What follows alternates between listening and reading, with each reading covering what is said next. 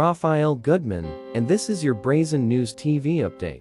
In a landmark ruling, the Supreme Court has upheld the constitutionality of the funding mechanism for the Consumer Financial Protection Bureau (CFPB), an agency established during the Obama administration. The decision, delivered on Thursday, May 16, 2024, came in favor of the CFPB, a brainchild of Senator Elizabeth Warren. The court, in a 7-2 decision penned by Justice Clarence Thomas, affirmed that Congress had uniquely authorized the Bureau to draw its funding directly from the Federal Reserve System. This arrangement allows the CFPB to bypass the usual funding mechanisms outlined in the Appropriations Clause of the Constitution. Unlike most federal agencies that rely on annual funding from Congress, the CFPB stands out. It does not have to petition for funds each year. Instead, it draws from the Federal Reserve System the amount its director deems necessary to carry out the Bureau's duties, subject only to an inflation-adjusted cap. The CFPB, which was launched in 2008 with the help of Senator Elizabeth Warren, in the wake of the market crash, has the authority to regulate banking and lending agencies via federal rules. However, this ruling was not without controversy. A group of banking associations, represented by former Solicitor General Noel Francisco, had sued the CFPB. They argued that the agency's self-determined annual funding, drawn from the Federal Reserve, violated the Appropriations Clause. The Supreme Court majority disagreed, stating that the Appropriations Clause only requires Congress to specify the source and purpose of the funds. However, Justice Samuel Alito, joined by Justice Neil Gorsuch in dissent, criticized the decision. Alito argued that the ruling upheld a novel statutory scheme that allows the CFPB to fund its own agenda without any congressional control or oversight. He stated that the decision was not faithful to the original understanding of the Appropriations Clause and the centuries of history that gave birth to the appropriations requirement. Let's take a closer look at the Consumer Financial Protection Bureau (CFPB), the federal agency that plays a pivotal role in the financial marketplace. The CFPB is the watchdog of federal consumer financial laws, enforcing regulations to protect consumers from unfair practices. It keeps a close eye on banks, lenders, and large non-bank entities, such as credit reporting agencies and debt collection companies. In addition to regulation, the CFPB is committed to educating consumers. It provides resources and materials to help consumers navigate the financial marketplace with confidence. One of the key services the CFPB offers is a platform for consumers to voice their concerns. It accepts and investigates complaints about financial products or services. The CFPB also strives to ensure fair, transparent, and competitive markets. It works to make consumer financial markets beneficial for consumers, responsible providers,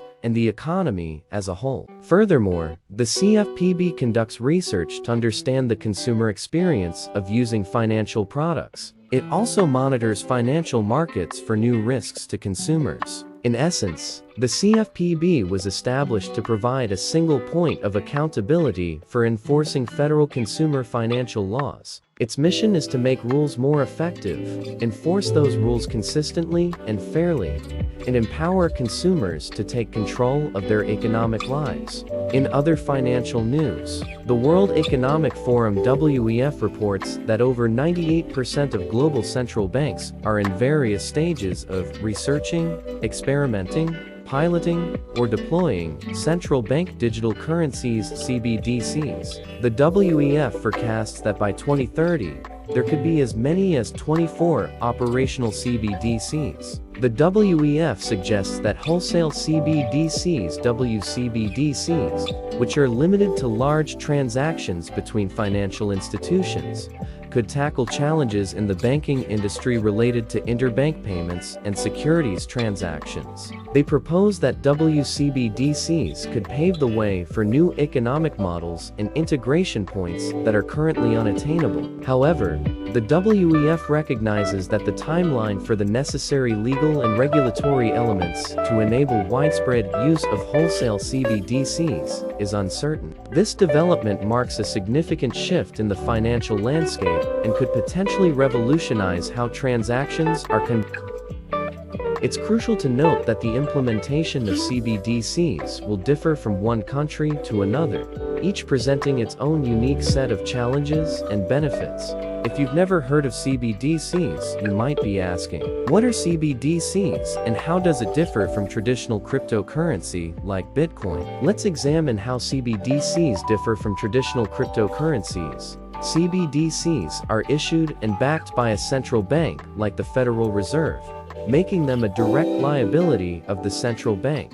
Cryptocurrencies, on the other hand, are not issued by any government or financial institution. CBDCs are regulated by the central bank and government authorities. Cryptocurrencies are decentralized and unregulated. CBDCs hold the same value as a physical dollar. Cryptocurrencies are subject to significant price volatility due to supply and demand dynamics. Consumers have guaranteed protection with CBDCs. With cryptocurrencies, users are not protected from price volatility, theft due to hacking, or when crypto firms collapse. Central bank digital currencies have the potential to significantly impacting and transforming cross-border transactions in a number of ways. Efficiency in transactions. CBDCs can enhance the efficiency of cross-border transactions by eliminating the need for intermediaries and reducing the necessity for multiple currency conversions. Transactions can be settled directly between the participating central banks, leading to a reduction in processing times and associated costs. Enhanced transparency and traceability. With a secure and unchangeable record of transactions,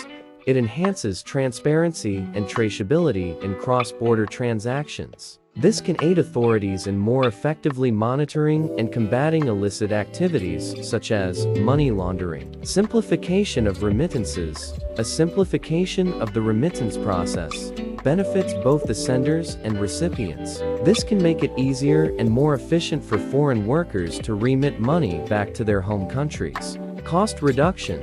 It could facilitate faster cross-border transactions while enabling financial institutions and consumers to reduce their transaction costs. This can make international trade more efficient and cost-effective, but it could also lead to an increase in cross-border money flow. However, this could also result in potential financial stability risks and currency substitution. It's crucial to note that the impact of central bank digital currencies on cross-border transactions will be dependent on their specific design and implementation, as well as the regulatory framework in place. As such, the adoption and use of CBDCs should be approached with careful consideration and planning. Although CBDCs represent a groundbreaking shift in the financial sector, as with any innovation, they come with their own set of potential risks. Here are some of the main risks associated with CBDCs. A significant concern is the potential disruption to the conventional banking system.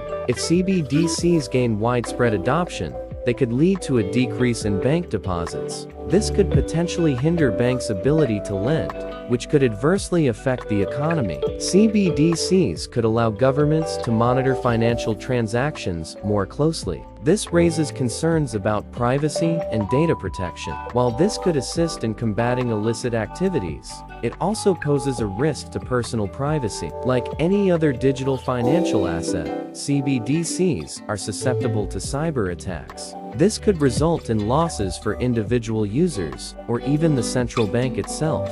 Its introduction could have a significant impact on the financial sector market structure. It could affect credit availability, cost, financial system safety and stability, and the effectiveness of monetary policy. Poor design and implementation of the currency carry risks to data security. It's crucial to ensure that robust security measures are in place to protect users' data. There could be risks to financial intermediation. If CBDCs replace traditional bank deposits, it could disrupt the process of financial intermediation carried out by banks. These risks underscore the need for careful design and implementation of CBDCs. It's important to note that the specifics can vary depending on the CBDC in question. As with any new technology, it's crucial to balance the potential benefits with the associated risks. Several nations have already made strides in the world of central bank digital currencies. Here are a few. The Bahamas.